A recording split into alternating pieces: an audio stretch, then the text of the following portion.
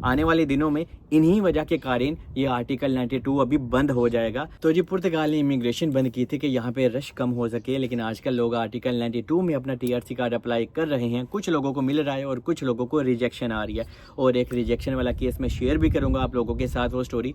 और बहुत ज़्यादा लोग पूछते हैं कि क्या रिक्वायरमेंट है आर्टिकल 92 की और क्या सिचुएशन है और हमें क्या करना चाहिए, क्योंकि यहाँ पे बहुत ज़्यादा एजेंट लोग भी हैं। कोई आप लोगों से 4000 लेता है, कोई 3000 लेता है। तो सारी चीज़ें आपको समझाता हूँ ताकि बाद में आप मैसेज करते हो सलमान हम तो लुट लटा के आ गए हैं। एनीवे स्टेप बाय स्टेप आपको गाइड करता हूँ। पहले पुर्तगाल का आज का वेदर बहुत अच्छा है, आप देख सकते हैं। मैं छत के ऊपर आके आप लोगों के लिए वीडियो शूट कर रहा हूँ। तो यहाँ पे जब इमिग्रेशन बंद हो गई, और पुर्तगाल ने अपनी इमिग्रेशन इसलिए बंद की क्योंकि इनके पास रश बहुत ज़्यादा हो गया था।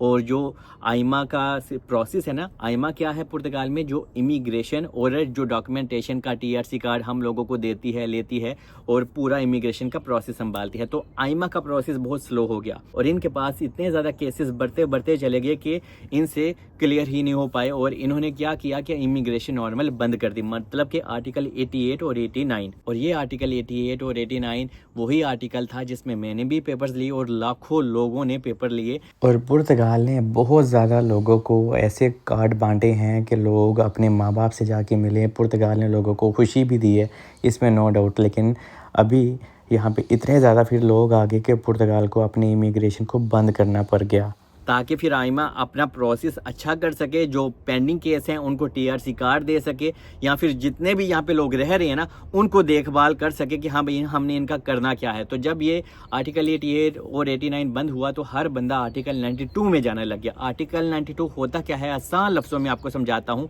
कि अगर आपके पास कोई टूरिस्ट वीज़ा है, शेंजन वीज़ा है, किसी भी कंट्री का, जर्मनी का, फ्रांस का, लैथविया का, तो लोग यहाँ पे आ रहे हैं पुर्तगाल में और यहाँ पे आके अपना आर्टिकल 92 स्टडी बेस के ऊपर आसान लफ्जों में वो अप्लाई कर रहे हैं। इसकी जो पहली शर्त है कि आपके पास लीगल एंट्री, मतलब कि शेंजन एंट्री लीगल होनी चाहिए। अगर आपने डंकी लगाई हुई थी तो यहाँ पे भी एजेंट लोग आपसे धोखाधड़ी करते हैं, आप लोगों को भी कह देते हैं, चिपका देते हैं कि हाँ भाई हो जाएगा, करवा देंगे। उनको तो सिर्फ पैसों से मतलब है, यहाँ पे इंसानियत एक नाम की नहीं है, ठीक है। इसमें आप लोगों की भी गलती है, मैं आपको गाइड करता रहता हूँ, फिर भी आप लुट लुटा के पता नहीं कैसे आ जाते हैं, या तो फिर आप वीडियो ठीक से नहीं पूरी देखते। तो एनीवे अगर आपने आर्टिकल 92 अप्लाई करना है तो आपकी शेंजन में लीगल एंट्री होनी चाहिए, ये मैं आपको कह दूं। अगर आप डंकी वाले बंदे हैं तो आप आर्टिकल 92 अप्लाई ही नहीं कर सकते। तो इसके बाद जब आप यहाँ पे आ जाते हैं, आपको अपना निफ नंबर वगैरह चाहिए होता है, सोशल नंबर चाहिए होता है। तो सोशल नंबर आजकल थोड़ा सा टाइम लेता है लेकिन वो भी आ ही जाता है। लेकिन जब आप यहाँ पे आ जाते हैं पुर्तगाल में तो उसके बाद आप कोई भी इंस्टीट्यूट में जाते हैं, जैसे कि ई फतूरा है यहाँ पे और बहुत ज़्यादा प्रोजेक्ट्स हैं, तो आप कोई ना कोई अपने लिए कोर्स तलाश करते हो।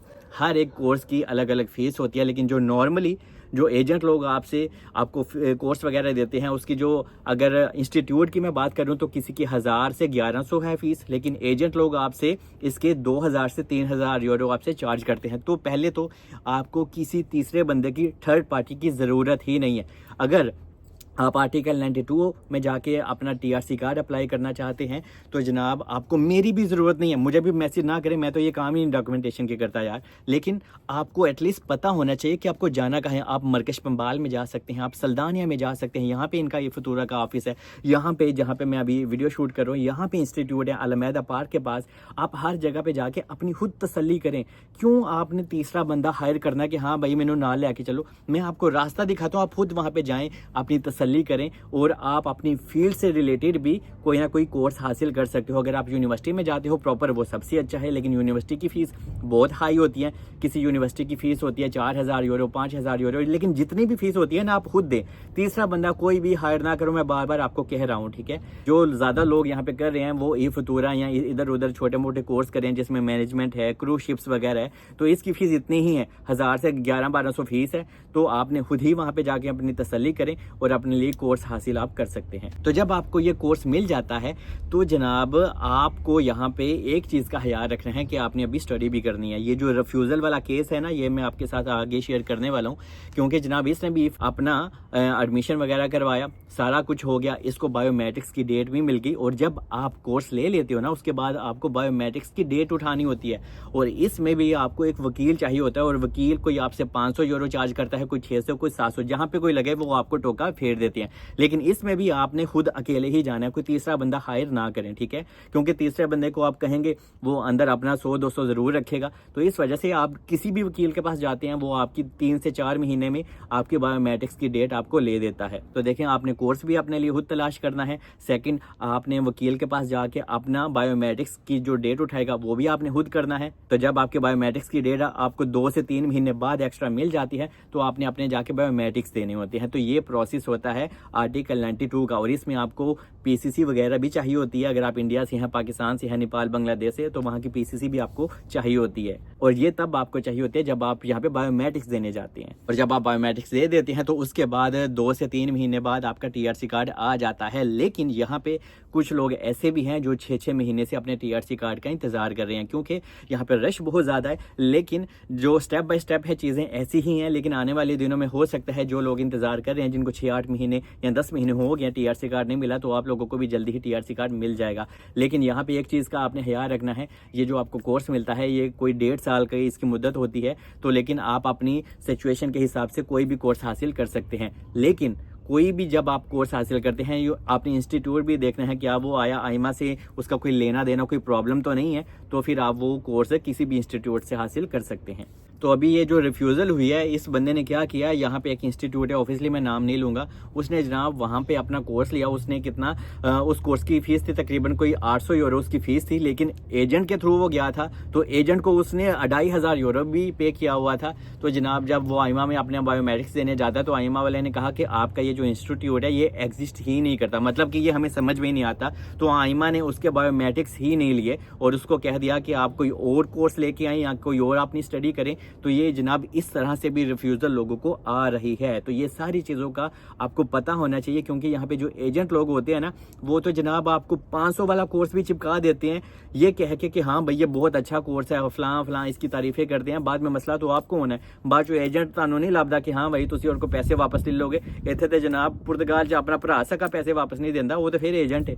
और ये भी ना सोचिएगा कि कोई वकील आपको आपके पैसे रिटर्न करेगा, तो यहाँ पे ऐसी चीज़ें नहीं होती। लेकिन आपके पास अगर जेन्युइन इन्फॉर्मेशन हो तो आपके बहुत ज़्यादा पैसे सेफ हो जाते हैं, और जो आने वाले दिनों में आपको प्रॉब्लम फेस होना होती है वो भी फिर आपको प्रॉब्लम नहीं फेस होती। और यहाँ पे एक चीज़ का और है याद रखना है कि जब आप आर्टिकल 92 अप्लाई करते हैं और आपको टीआरसी कार्ड मिल गया, तो जनाब आपने उस कोर्स को कंप्लीट भी करना है, और उसके पास आपका पूरा बायोडेटा भी होना चाहिए, और आपके पास उस इंस्टीट्यूट का बाद में सर्टिफिकेट भी होना चाहिए।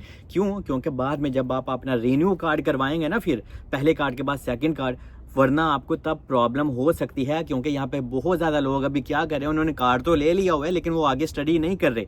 उन्होंने समझ लें कि टीआरसी कार्ड, अभी आइमा को भी पता है कि लोग यहाँ पे क्या कर रहे हैं, सिर्फ टीआरसी कार्ड लेने के लिए ये कोर्स कर रहे हैं, हालांकि लोग पढ़ने भी नहीं जाते। आइमा को भी ठीक ठाक गवर्नमेंट को पता है, लेकिन फिर भी आने वाले दिनों में इन्हीं वजह के कारण ये आर्टिकल 92 अभी बंद हो जाएगा। तो फिर आप बाद में आर्टिकल 92 भी अप्लाई नहीं कर पाएंगे, क्योंकि लोग सिर्फ टीआरसी कार्ड लेना चाहते हैं, आगे स्टडी वगैरह पढ़ना नहीं चाहते। और यहाँ पे एक चीज़ बता दूं, और यहाँ पे जनाब जो एजेड लोग हैं ना, जिनकी 50-60 साल एज है, वो भी आर्टिकल 92 में जा रहे हैं। अभी बात तो ठीक है कि पढ़ाई में जनाब एज मैटर नहीं करती, या लेकिन यहाँ पे जनाब आइमा को सारी चीज़ का पता है, क्योंकि जो बंदा 50-60 साल वाला कर रहा है ना, वो पढ़ने तो जाता नहीं है, क्योंकि ये ऑनलाइन कोर्स होते हैं और बाद में वो इसको आगे कैरी ऑन भी नहीं करता। तो इस वजह से आने वाले दिनों में चीज़ें थोड़ी सी और ज़्यादा मुश्किल हो जाएंगी। पर अगर आप अपने इस कोर्स को अच्छे से कैरी ऑन करते हो, इसको ख़त्म करते हो, जब आपको टीआरसी कार्ड मिल जाए उसके बाद आप कोई और नया कोर्स करते हो, तो फिर आपको कोई मसला मसाइल नहीं होता। और लोग ये भी क्वेश्चन करते हैं कि आर्टिकल 92 में हमें काम की परमिशन होती है, तो ऑफिसली पुर्तगाल आपको काम करने की इजाज़त देता है। जितने भी स्टूडेंट लोग यहाँ पे होते हैं सबको काम की परमिशन होती है। और लेकिन ये है कि लाइफ हार्ड ही होती है, यहाँ पे लैंग्वेज बैरियर भी होता है, आपको जॉब मिलना इतना आसान भी नहीं होता। और यहाँ पे अगर आपको जॉब मिल गई तो समझ लें आपको पर आवर के हिसाब से जो रेट है वो 5 यूरो या 5.5 यूरो मिलता है। तो इसी में आपने सारा गुजारा करना होता है, जो कि काफ़ी मुश्किल है।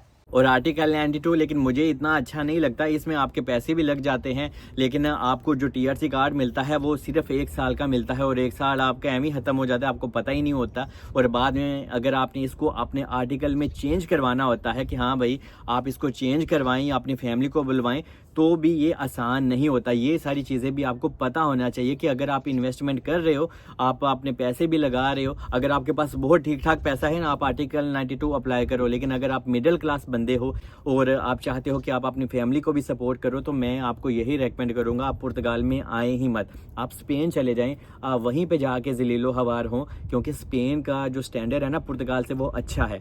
और स्पेन में आपको देर सवेर पेपर्स भी मिल जाते हैं और उन पेपर्स की वैल्यू भी होती है। लेकिन ये जो आर्टिकल 92 में आपको टीआरसी कार्ड मिलता है ना, इसकी तो इतनी वैल्यूज़ भी नहीं है। लेकिन एजेंट लोग तो आपको जनाब ये वैल्यूज़ बहुत बढ़ा चढ़ा के बताते हैं कि तुसी भी अगो फिर पागल हो जाते हो। और एज अ स्टूडेंट आप यहाँ पे फूड डिलीवरी का भी काम कर सकते हो। यहाँ पे आजकल लोग कर रहे हैं, अपनी ग्लोबो की आईडी वगैरह वो अप्लाई करते हैं और आजकल ओपन भी हो रही है लिस्बन में। तो इसी तरह की लाइफ है पुर्तगाल में। और जब आपको पहला टीआरसी कार्ड मिल जाए तो उस टीआरसी कार्ड के ऊपर आप अपनी फैमिली को भी नहीं इनवाइट कर सकते, ये भी पता होना चाहिए आपको। क्योंकि रिसेंटली पुर्तगाल ने लॉ चेंज कर दिया कि जब इंसान को पहला टीआरसी कार्ड मिलता है, उसके बाद जब वो ख़त्म हो जाएगा और फिर से रीन्यू होकर दोबारा मिलेगा, उसी के ऊपर मतलब कि सेकंड कार्ड के ऊपर ही आप अपनी फैमिली को इंडिया, पाकिस्तान, नेपाल, बांग्लादेश से बुला पाओगे पुर्तगाल में। और यहाँ पे ये भी लोग क्वेश्चन करते हैं कि जब हमें टीआरसी कार्ड आर्टिकल 92 में मिल जाता है तो क्या हम अपने होम कंट्री जा सकते हैं? ऑब्वियसली आप जा सकते हो, आपको कोई मसला नहीं। इवन आप पूरे शेंजन जोन में आप वीज़ा फ्री ट्रैवल भी कर सकते हो, कोई आपको मसला नहीं। लेकिन बस ये है कि आर्टिकल 92 में जब टीआरसी कार्ड आपको पहला मिलता है 1 साल तक, उसके बाद आपको रीन्यू करना होता है, तो भी आपको अपनी स्टडी कैरी ऑन रखनी होती है। मतलब कि ये खर्चा ही खर्चा होता रहता है आपका। तो इसलिए बस ये मुझे तो यह पसंद नहीं है, मुझे चीज़ें समझ में नहीं आती। लेकिन जो अमीर लोग हैं, जो रिच लोग हैं, जो चाहते हैं हाँ भाई साढ़े को टीआरसी कार्ड होना चाहिए, उन लोगों के लिए ये फिलहाल ठीक है। लेकिन मिडिल क्लास वालों के लिए ये बिल्कुल भी ठीक नहीं है। लेकिन आप लोग मुझे प्यार देते हो तो मुझे अच्छा लगता है। मैं आपको यार जो हक सच है ना वो आपके सामने रखूं, बाकी आप अपनी मर्जी करें। मैंने आपको सारे रास्ते दिखा और बता दिए हैं। बाकी मुझे दुआओं में याद रखें और आने से पहले बस आर्टिकल 92 के बारे में पूरी इन्फॉर्मेशन लेके आएँ, वरना तो प्लीज़ पुर्तगाल में आप आइए ही मत। बाकी स्टे ब्लेस, मिलते हैं नेक्स्ट वीडियो में। अल्लाह हाफिज़।